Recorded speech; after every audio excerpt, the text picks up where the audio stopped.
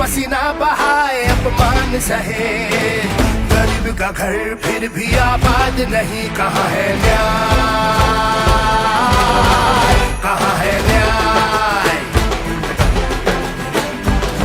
काम की खोज है, पैरों में है छाले, हक को तरसते भारत बनाने वाले। हर सुबह पे है ताले, बोल किसने डाले, है गुरूर जैसा सच छुपाने वाले। अब तो लेके रहेंगे न्याय, सहो मत डरो मत, सहो मत डरो मत। ನಮಸ್ಕಾರ ಸ್ನೇಹಿತರೆ, ರಾಹುಲ್ ಗಾಂಧಿಯವರ ಭಾರತ್ ನ್ಯಾಯ ಯಾತ್ರೆ ಇವತ್ತು 11ನೇ ದಿನ ಪೂರೈಸಿದೆ. जुल्मी जब जब जुल्म करेगा सत्ता के गलियारों में, चप्पा चप्पा गूंज उठेगा इनकलाब के नारों से। और आज कुछ ऐसी ही तस्वीर असम में आपको देखने को मिल रही है, जहां पर एक बड़ी संख्या में लोग इस वक्त राहुल गांधी को सुनने यहां पर खड़े हैं। और असम में इसी तस्वीर के साथ भारत जोड़ो न्याय यात्रा समाप्त हो रही है। अन्याय के खिलाफ न्याय की इस लड़ाई की अद्भुत तस्वीरें, अविश्वसनीय तस्वीरें, ऐतिहासिक तस्वीरें आपने असम से देखी। राहुल गांधी की न्याय यात्रा से डरी हुई हेमंता सरकार ने हर संभव कोशिश की इस यात्रा को रोकने की। कभी मंदिर नहीं जाने दिया, कभी काफिलों पर हमला करवाया, कभी बैरिकेड लगा दिए, तो कभी गुवाहाटी नहीं जाने दिया। बावजूद इन तमाम पैतरों के राहुल गांधी की जो यात्रा है 17 जिलों से ज्यादा, इसके साथ ही 800 किलोमीटर से ज्यादा असम में चलते हुए अपने आखिरी पड़ाव पर पहुंची। हमने ना कोई नियम तोड़ा, ना कोई कानून तोड़ा, हाँ लेकिन गुवाहाटी की सड़कों पर हमने बैरिकेड तोड़कर हेमंता सरकार के अहंकार को चकनाचूर कर दिया। राहुल गांधी ने असम की धरती पर असम के सीएम को आईना दिखा दिया। राहुल ने बार बार कहा, डंके की चोट पर कहा कि हेमंता डरो मत। इन सब से इतर राहुल गांधी को बेशुमार प्यार मिला, असम में बेशुमार भरोसा उन पर यहाँ की जनता ने जताया। साथ ही आपको बता ಈಶಾನ್ಯ ರಾಜ್ಯಗಳ 17 ಜಿಲ್ಲೆಗಳನ್ನ ಸಂಚರಿಸಿದ ಭಾರತ ನ್ಯಾಯ ಯಾತ್ರೆ ಸುಮಾರು 800 ಕಿಲೋಮೀಟರ್ಗಳನ್ನ ಕ್ರಮಿಸಿದೆ.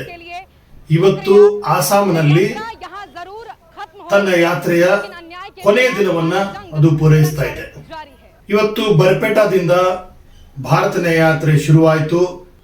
ಆಸಾಂ ಜನತೆಗೆ ಆಸಾಂ ಸರ್ಕಾರದಿಂದ ಆದ ಅನ್ಯಾಯ, ಅತ್ಯಾಚಾರ, ಅಕ್ರಮ ಇದೆಲ್ಲದರಿಂದ ಬೇಸತ್ತಂತ ಜನರ ಮನಸ್ಸಿನಲ್ಲಿ ಒಂದು ಆಶಾಭಾವನೆಯನ್ನು ಮೂಡಿಸುವಂತ ಕೆಲಸವನ್ನ ರಾಹುಲ್ ಗಾಂಧಿ ಅವರು ಇವತ್ತು ಕೂಡ ಯಶಸ್ವಿಯಾಗಿ ನಡೆಸಿದ್ದಾರೆ.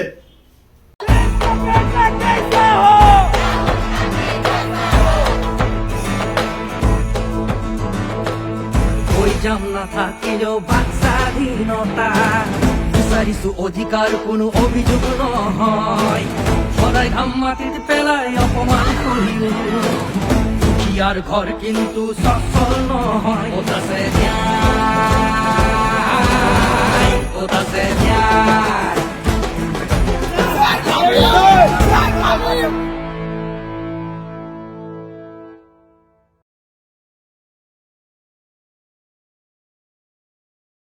ಅಭಯಪುರದಲ್ಲಿ ಅದು ಆಸಾಮನ ಭಾರತ ನ್ಯಾಯ ಯಾತ್ರೆಯ ಸಮಾರೋಪ ಇವತ್ತು ನಡೀತಾ ಇದೆ. ಅಂದ್ರೆ ಆಸಾಂನಲ್ಲಿ ಭಾರತ ನ್ಯಾಯ ಯಾತ್ರೆಯ ಕಾರ್ಯಕ್ರಮಗಳೇನಿದೆಯಲ್ಲ ಅದರ ಕೊನೆಯ ಕಾರ್ಯಕ್ರಮ ಇವತ್ತು ಅಲ್ಲಿ ನಡೀತಾ ಇದೆ.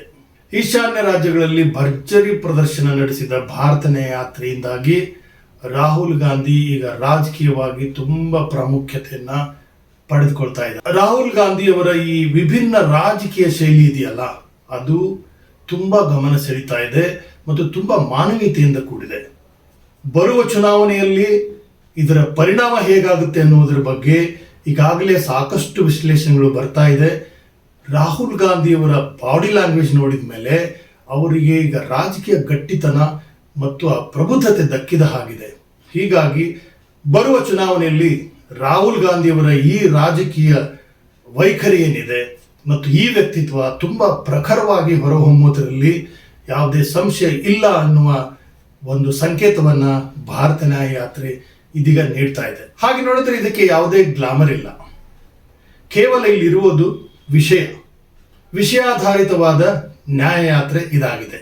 ಯಾವುದೇ ದೇವರನ್ನ ಇಟ್ಟುಕೊಂಡು ಅವರು ಜನರ ಬಳಿ ಹೋಗ್ತಾ ಇಲ್ಲ, ಆದರೆ ಮನುಷ್ಯರಿಗೆ ಸಂಬಂಧಪಟ್ಟಂತಹ ಹಲವಾರು ರಾಜಕೀಯ ವಿಚಾರಗಳು, ಸಾಮಾಜಿಕ ವಿಚಾರಗಳು ಮತ್ತು ಸಾಂಸ್ಕೃತಿಕ ವಿಚಾರಗಳನ್ನೇ ಪ್ರಧಾನವಾಗಿಟ್ಟುಕೊಂಡು ಈ ಯಾತ್ರೆ ನಡೆಸ್ತಾ ಇರೋದ್ರಿಂದ ಇದೊಂದು ತುಂಬ ವಿಭಿನ್ನವಾದಂಥ ಒಂದು ಯಾತ್ರೆ ಆಗಿದೆ. ಈ ಕಾರಣದಿಂದಾಗಿಯೇ ರಾಹುಲ್ ಗಾಂಧಿಯವರ ಭಾರತ ನ್ಯಾಯ ಯಾತ್ರೆ ರಾಜಕೀಯವಾಗಿ ತುಂಬಾ ಗಮನ ಸೆಳೀತಾ ಇದೆ. जब भारत जोड़ो न्याय यात्रा शुरू की गई तो एक चीज बिल्कुल साफ स्तंभ होंगे और वो 5 स्तंभ युवा न्याय है, भागीदारी न्याय है, नारी न्याय है, किसान न्याय है और श्रमिक न्याय है. 10 सालों से इस देश के युवा रोजगार मांग रहे हैं. उनको रोजगार के बजाय ಭಾರತ ನ್ಯಾಯ ಯಾತ್ರೆಯ 5 ಪ್ರಮುಖ ಸ್ತಂಭಗಳನ್ನ ಕಾಂಗ್ರೆಸ್ ಹೀಗೆ ವಿವರಿಸುತ್ತೆ. 1, ಯುವ ನ್ಯಾಯ. 2ನೇದು ಪಾಲುದಾರಿಕೆಯ ನ್ಯಾಯ. 3ನೇದು ನಾರಿ ನ್ಯಾಯ. 4ನೇದು ಕಿಸಾನ್ न्याय. 5ನೇದು ಶ್ರಮಿಕ ನ್ಯಾಯ. लाठियां पर उनके साथ न्याय होना चाहिए. 10 साल से शोषित, वंचित, दलित, आदिवासी, पिछड़ा समाज परेशान है, बदहाल है, बेहाल है. वो न्याय की उम्मीद कर रहा है. उनके साथ न्याय होना चाहिए. उनकी भागीदारी सुनिश्चित होनी चाहिए. 10 साल से नारी सुरक्षा और नारी का जो पार्टिसिपेशन आर्थिक व्यवस्था में होता है वो बिल्कुल ध्वस्त हो चुका है. उनके साथ न्याय होना चाहिए. ब्रजभूषण शरण सिंह जैसे लोगों की जरूरत नहीं है हमारे सदन में. उनको न्याय मिलना चाहिए नारियों को ऐसे अत्याचारियों से. किसानों की आय दुगनी करने की बात की. किसानों को 750 किसानों की शहादत हो गई, चेहरे पर शिकन नहीं आई. खुद का डेटा कहता है सरकार का कि 1/4 आत्महत्या इस समय देश के श्रमिक कर रहे हैं. वो श्रमिक जिनके हाथों से, जो रीढ़ की हड्डी है, जिनके हाथों से ये देश बन के खड़ा होता है. और उन श्रमिकों के लिए चाहे वो आय हो, चाहे उन्नति हो, चाहे वो वेतन हो, चाहे अच्छी व्यवस्था हो रहने की, वो सुनिश्चित करनी जरूरी थी और उनका न्याय जरूरी है. तो ये 5 स्तंभ है: युवा न्याय, भागीदारी न्याय, नारी न्याय और किसान और श्रमिक न्याय. और ये होकर रहेगा. ಯುವ ನ್ಯಾಯದಲ್ಲಿ ಅವರು ಪ್ರಮುಖವಾಗಿ ಚರ್ಚಿಸಿದ ವಿಷಯ ಯುವಕರಿಗೆ ನಿರುದ್ಯೋಗ ಸಮಸ್ಯೆ. ದೇಶದ ಯುವಕರು ಎದುರಿಸ್ತಾ ಇರುವಂತಹ ನಿರುದ್ಯೋಗ ಸಮಸ್ಯೆಯ ಬಗ್ಗೆ ಪ್ರಮುಖವಾಗಿ ಭಾರತ ನ್ಯಾಯ ಯಾತ್ರೆ ದನಿ ಎತ್ತಿದೆ. ಪಾಲುದಾರಿಕೆ ಅಂದ್ರೆ 10 ವರ್ಷಗಳ ಅವಧಿಯಲ್ಲಿ ದೇಶದ ದಲಿತರು, ಹಿಂದುಳಿದವರು, ಅಲ್ಪಸಂಖ್ಯಾತರು ಮತ್ತು ತುಳಿತಕ್ಕೆ ಒಳಗಾದಂತಹ ಜನರಿಗೆ ಆರ್ಥಿಕ ಪಾಲುದಾರಿಕೆ ಅಥವಾ ರಾಜಕೀಯ ಪಾಲುದಾರಿಕೆ ಅಷ್ಟಾಗಿ ಲಭಿಸಲಿಲ್ಲ. ಈ ವಿಷಯವನ್ನು ಕೂಡ ಭಾರತ ನ್ಯಾಯ ಯಾತ್ರೆ ತುಂಬಾ ಪ್ರಮುಖವಾಗಿ ಎತ್ತಿದೆ. ನಾರಿ ನ್ಯಾಯ. ಎಲ್ಲೆಡೆ ಅತ್ಯಾಚಾರಗಳು, ವಿಶೇಷವಾಗಿ ಮಣಿಪುರದಲ್ಲಿ ಹೀಗೆ ಮಹಿಳೆಯರು ನಲುಗುವಂತಹ ವಾತಾವರಣ ಕಳೆದ 10 ವರ್ಷಗಳಲ್ಲಿ ನಡೆದಿದೆ. ಇತ್ತೀಚೆಗೆ ನಡೆದ ಕುಸ್ತಿಪಟುಗಳು, ಮಹಿಳಾ ಕುಸ್ತಿಪಟುಗಳು ನಡೆಸಿದಂತಹ ಒಂದು ಪ್ರದರ್ಶನ, ಪ್ರತಿಭಟನೆ ಬಹುಶಃ ದೇಶ ನೆನಪಿಟ್ಟಿದೆ ಅನ್ಕೊಂಡಿದ್ದೇನೆ. ಆ ವಿಷಯಕ್ಕೆ ಸಂಬಂಧಪಟ್ಟ ಹಾಗೆ ನಾರಿಯರು, ವಿಶೇಷವಾಗಿ ಯುವತಿಯರು ಅಸುರಕ್ಷಾ ಭಾವನೆಯನ್ನ ಕಳೆದ 10 ವರ್ಷಗಳಿಂದ ಅನುಭವಿಸ್ತಾ ಇದ್ದಾರೆ. ಇದನ್ನ ಭಾರತ ನ್ಯಾಯ ಯಾತ್ರೆ ಪ್ರಮುಖವಾಗಿ ಎತ್ತಿದೆ. ಕಿಸಾನ್ ನ್ಯಾಯ. ದೇಶದಲ್ಲಿ ರೈತರು ಹಲವಾರು ಸಮಸ್ಯೆಗಳಿಂದ ನರಳ್ತಾ ಇದ್ದಾರೆ. ಹೀಗಾಗಿ ರೈತರ ಹಕ್ಕಿಗೆ ಸಂಬಂಧಪಟ್ಟ ಹಾಗೆ ರೈತರಿಗೆ ಸಿಗಬೇಕಾದ ಸೂಕ್ತ ಸೌಲಭ್ಯಗಳು, ಸೌಕರ್ಯಗಳು ಸಿಗದೇ ಇರುವ ಕಾರಣಕ್ಕಾಗಿ ರೈತರು ಕೂಡ ಕಂಗಾಲಾಗಿದ್ದಾರೆ. ಅವ್ರಿಗೂ ಕೂಡ ನ್ಯಾಯ ಸಿಕ್ಕಿಲ್ಲ. ಹೀಗಾಗಿ ಕಿಸಾನ್ ನ್ಯಾಯವನ್ನು ಕೂಡ ಭಾರತ ನ್ಯಾಯ ಯಾತ್ರೆ ಪ್ರಮುಖವಾಗಿ ಎತ್ತಿದೆ. ಇನ್ನು ಶ್ರಮಿಕ ನ್ಯಾಯ. ಕಾರ್ಮಿಕರು ಈ ದೇಶದ ಬೆನ್ನೆಲುಬು. ಆದರೆ ಕಾರ್ಮಿಕರು ಯಾವುದೇ ಸವಲತ್ತುಗಳಿಲ್ಲದಂಥ, ಸುರಕ್ಷತೆ ಇಲ್ಲದಂಥ ವಾತಾವರಣದಲ್ಲಿ ಕೆಲಸ ಮಾಡ್ತಾ ಇರ್ತಾರೆ. ಆರ್ಥಿಕವಾಗಿ ಸಹಾಯವಾಗುವಂಥ ಯಾವುದೇ ಉದ್ಯೋಗಗಳು ಅವರಿಂದ ದೂರವಾಗಿರೋದ್ರಿಂದ ಅವರು ತುಂಬ ಸಂಕಷ್ಟದ ಸ್ಥಿತಿಯಲ್ಲಿದ್ದಾರೆ. ಹೀಗಾಗಿ ಶ್ರಮಿಕರಿಗೂ ಕೂಡ ನ್ಯಾಯ ಸಿಗದೆ ಅವರು ಕೂಡ ಕಷ್ಟದಲ್ಲಿದ್ದಾರೆ. ಹೀಗಾಗಿ ಶ್ರಮಿಕರ ನ್ಯಾಯ ವಿಷಯವನ್ನು ಕೂಡ ಕಾಂಗ್ರೆಸ್ ಪ್ರಮುಖವಾಗಿ ಎತ್ತಿದೆ. ಈ ದೃಷ್ಟಿಯಿಂದ ಭಾರತ ನ್ಯಾಯ ಯಾತ್ರೆ ಅತ್ಯಂತ ಪ್ರಮುಖವಾಗಿ ಕೆಲವು ರಾಜಕೀಯ ವಿಷಯಗಳನ್ನು ಎತ್ತಿರೋದ್ರಿಂದ ತುಂಬಾ ಗಮನ ಸೆಳೆಯುವಂಥ ಒಂದು ರಾಜಕೀಯ ವಿದ್ಯಮಾನವಾಗಿ ಅದು ಬೆಳೀತಾ ಇದೆ. ವಿಶೇಷವಾಗಿ ಆಸಾಂನಲ್ಲಿ ಭಾರತ ನ್ಯಾಯ ಯಾತ್ರೆಗೆ ತುಂಬಾ ಪ್ರತಿಕೂಲವಾದ ವಾತಾವರಣ ಇತ್ತು. ತುಂಬಾ ಪ್ರತಿಭಟನೆಗಳು ನಡೆದವು. ಸ್ಥಳೀಯ ಸರ್ಕಾರ ಅಂದ್ರೆ ರಾಜ್ಯ ಸರ್ಕಾರ ಈ ಭಾರತ ನ್ಯಾಯ ಯಾತ್ರೆಗೆ ಹಲವಾರು ತೊಡಕುಗಳನ್ನ ಎದುರಿಗೆ ಇಟ್ಟು ಅದೆಲ್ಲವನ್ನು ಮೀರಿ ರಾಹುಲ್ ಗಾಂಧಿ ಅವರು ಈ ಯಾತ್ರೆಯಲ್ಲಿ ಮುನ್ನುಗ್ಗಿದ ರೀತಿ ಮತ್ತು ಅವರು ತೋರಿದ ಧೈರ್ಯ ಮತ್ತು ಅವರು ತೋರಿದ ಎದೆಗಾರಿಕೆ ಇಡೀ ದೇಶವೇ ಗಮನಿಸಿರುವುದರಿಂದ ಅವರಲ್ಲಿ ಒಂದು ಪ್ರಬಲ ನಾಯಕತ್ವವನ್ನು ಇಡೀ ದೇಶ ಗಮನಿಸಿದೆ. ಈ ಎಲ್ಲ ದೃಷ್ಟಿಯಿಂದ ಭಾರತ ನ್ಯಾಯ ಯಾತ್ರೆ ವಿಶೇಷವಾಗಿ ರಾಹುಲ್ ಗಾಂಧಿಯವರ ರಾಜಕೀಯ ವ್ಯಕ್ತಿತ್ವವನ್ನು ತುಂಬ ಪ್ರಖರವಾಗಿ ಬೆಳೆಸ್ತಾ ಇರೋದು ಸ್ಪಷ್ಟವಾಗಿದೆ.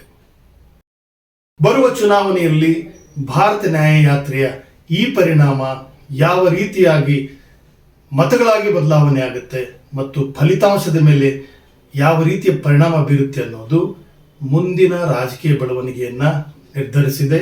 ಈಗಾಗಲೇ ದೇಶದಲ್ಲಿ ನಡೀತಾ ಇರುವಂಥ ಬೇರೆ ಬೇರೆ ರೀತಿಯ ರಾಜಕಾರಣ, ಧರ್ಮ ರಾಜಕಾರಣ, ಜಾತಿ ರಾಜಕಾರಣ ಇವೆಲ್ಲದಕ್ಕಿಂತಲೂ ಭಿನ್ನವಾಗಿ ಭಾರತ ನ್ಯಾಯಯಾತ್ರೆ ಒಂದು ರಾಜಕೀಯ ಪ್ರಬುದ್ಧತೆಯನ್ನು ಮತ್ತು ಹೊಸ ರಾಜಕೀಯ ಪ್ರಜ್ಞೆಯನ್ನು ಜನರಲ್ಲಿ ಮೂಡಿಸೋದಕ್ಕೆ ಹೊರಟಿದೆ. ರಾಹುಲ್ ಗಾಂಧಿ ಅವರ ಮಾತುಗಳಲ್ಲೇ ಹೇಳುವುದಾದರೆ, पिछले साल हमने भारत को जोड़ने की यात्रा कन्याकुमारी से कश्मीर तक की थी. नफरत के बाजार में मोहब्बत की दुकान बीजेपी आरएसएस के लोग एक दूसरे धर्म से लड़ाते हैं, एक जात को दूसरी जात से लड़ाते हैं, एक भाषा को दूसरे प्रदेश से लड़ाते, दूसरे भाषा से लड़ा दूसरे प्रदेश. हम जोड़ने का काम करते हैं, वो नफरत फैलाते हैं, हम मोहब्बत फैलाते हैं.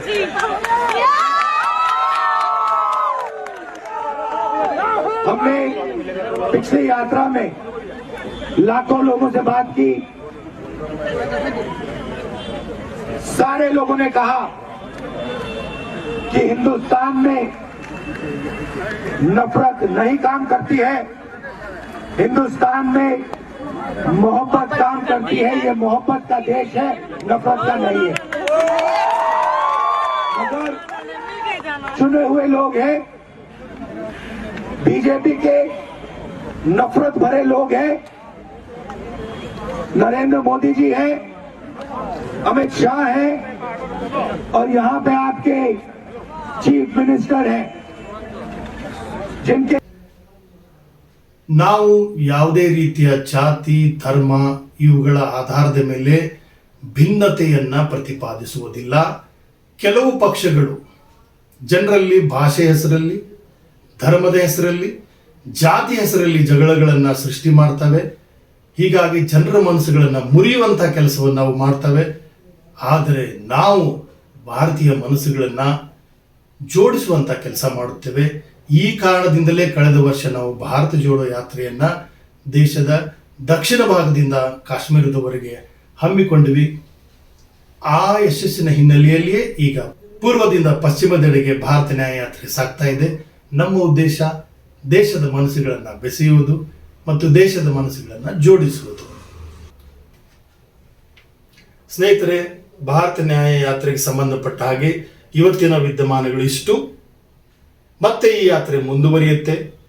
ಅದರ ಪ್ರಮುಖ ಘಟನಾವಳಿಗಳು, ಪ್ರಮುಖ ಸಂಗತಿಗಳು ಮತ್ತು ಅಲ್ಲಿ ನಡೆದಂತಹ ಮಹತ್ವದ ಕ್ಷಣಗಳ ಬಗ್ಗೆ ನಾವು ನಿಮ್ಮ ಜೊತೆ ಮುಂದಿನ ವಿಡಿಯೋಗಳಲ್ಲಿ ಹಂಚಿಕೊಳ್ತೇವೆ. ಅಲ್ಲಿವರೆಗೂ ನೀವು ನಮ್ಮ ಜೊತೆಗಿರಿ, ನಮ್ಮನ್ನು ಬೆಂಬಲಿಸಿ, ಪ್ರೋತ್ಸಾಹಿಸಿ, ಸಾಧ್ಯವಾದರೆ ತನು ಮನ ಧನಗಳೊಂದಿಗೆ ನಮ್ಮನ್ನು ಬೆಂಬಲಿಸಿ, ನಮ್ಮ ಜೊತೆ ನಿಲ್ಲಿ. ಈ ವಿಡಿಯೋ ಇಷ್ಟವಾದರೆ ಲೈಕ್ ಮಾಡಿ, ಶೇರ್ ಮಾಡಿ, ಕಮೆಂಟ್ ಮಾಡಿ. ನಮಸ್ಕಾರ.